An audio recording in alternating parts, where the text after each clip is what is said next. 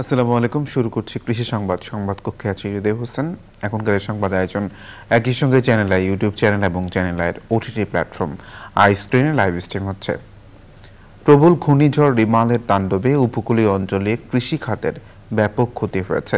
মৌসুমি ফল, আম, ধান, সবজি, কলা বাগান ও মাছের ঘের ভেসে গেছে। ক্ষয়ক্ষতির পরিমাণ নিরূপণে কাজ শুরু করেছে কৃষি বিভাগ। জেলা প্রতিনিধিদের পাঠানো তথ্য ভিডিওচিত্রে সুদীপ্তা মাহমুদের রিপোর্ট। সাতক্ষীরায় ঘূর্ণিঝড় রিমালের তাণ্ডবে ব্যাপক ক্ষতির মুখে পড়েছেন আম চাষিরা।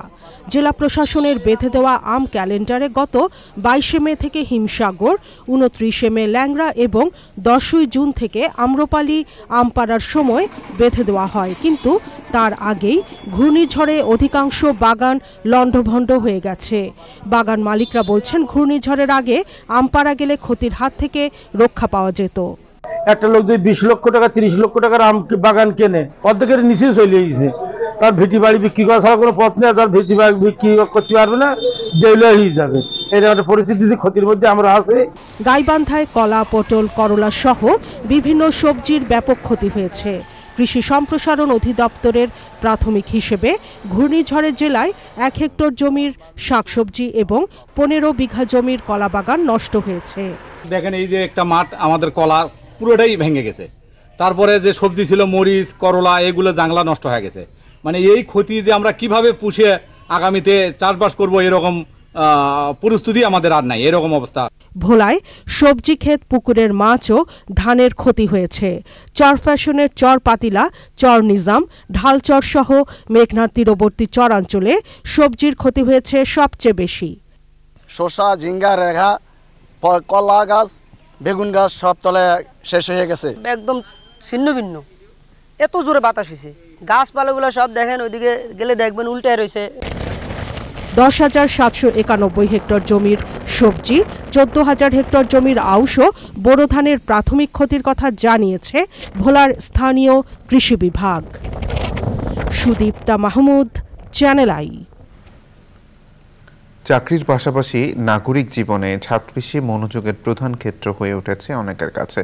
কেউ কেউ ফল ফসল প্রাপ্তির পাশাপাশি গাছ ও প্রকৃতির নেশায় পড়েছেন। তারা নগর পরিবেশের ভারসাম্য ফিরিয়ে আনার ক্ষেত্রেও অবদান রাখছেন। ছাত্রকৃষি নিয়ে রিপোর্ট করছেন শাহিদ সিরাজ। ঢাকা উত্তরায় 7 তলার উপরে 4,500 বর্গফুটের ছাদকৃষির বয়স মাত্র 3.5 বছর। সাজানো গোছানো সবুজে ঘেরা এই আয়োজনটির উদ্যোক্তা তরুণ সামিউল হাসান। পেশায় চাকুরিজীবী হয়েও গাছ ও প্রকৃতির প্রতি গভীর ভালোবাসায় তিনি নিয়মিত অনুশীলন করছেন ছাদ কৃষি। আমার কাজ হচ্ছে ওয়ার্ক ফ্রম হোম। কাজ করা শেষ করার পর আমি বাইরে বন্ধু বান্ধবের সাথে আড্ডা মারি না, আমার লাস্ট 4 ইয়ার্স হয়ে গেছে। আমি আমার যত স্পেয়ার টাইম আমি স্পেন্ড ইন মাই রুম। তো আপনাকে এখানে সাহায্য করে কে? আপনার মা সাহায্য করে? 90% কাজ আমি, বাকি 10% আমার মা, আমার পাশে কাজ করে খালা আর আমার ওয়াইফ। রকমারি সবজির পাশাপাশি বিভিন্ন জাতের আমের সংগ্রহ রয়েছে তার। আম গাছ খুব ভালো লাগে, আমার ফুল গাছ, অ্যারোমেটিক ফ্লাওয়ার্স ভালো লাগে, সুগন্ধি ফুল ভালো লাগে। আমি সবজিও চাই, আমি ছায়া চাই, মানে আমি সবই চাই, আমি সব কিছু থেকে একটু চাই। নগরের উষ্ণতা রোধে এক কার্যকর উদ্যোগ ছাদ কৃষি দাবি তার। প্রতিটা ভবনের ছাদে যদি সবুজ গাছ কিছুটা হলেও লাগানো হয়, যেটা শহরের তাপ বলেন, কার্বন এমিশন বলেন, সব কিছুই কিছুটা হলেও কমিয়ে আনবে।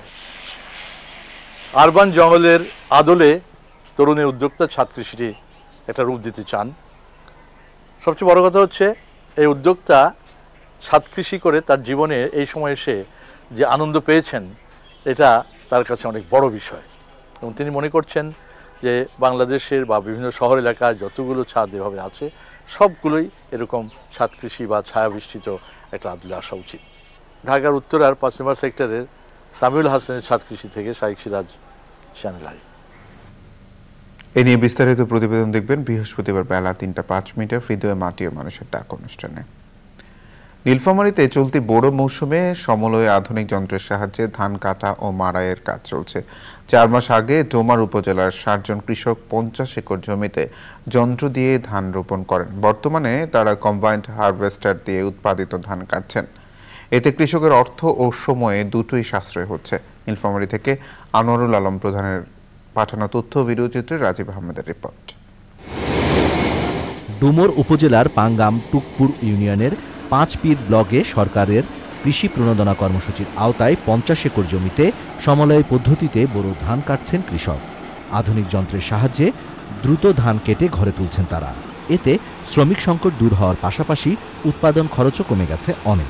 সরকার ধানের বীজ দিছে, মেশিন দিছে, মেশিন দিয়ে ধানের বিছন ফেলাছি, ধানের বিছন ফেলে মেশিন দিয়ে লাগাছি, মেশিন দিয়ে নেলাছি। মেশিনের সাহায্যে 150 বিঘা জমিতে ধান চাষ করতেছি। ধান চাষ করার পরে আমাদের জমিতে ধান আসতেছে 2830 মণ। কৃষি যন্ত্রের মাধ্যমে আবার এই ধান কর্তন করতেছি এবং আমাদের প্রত্যেকটি বিঘা প্রতি আমরা 3 থেকে 4 হাজার টাকা করে সাশ্রয় পাইতেছি। মেশিন দিয়ে চারা রোপণ করা আবার ধান কাটাতে কৃষকের অনেক খরচ কম হইতেছে, তাতে আমাদের টাকা হচ্ছে বাঁচতেছে, আমরা খুবই লাভবান হচ্ছি। আর বিঘা প্রতি ধান হচ্ছে 28 থেকে 30 মণ।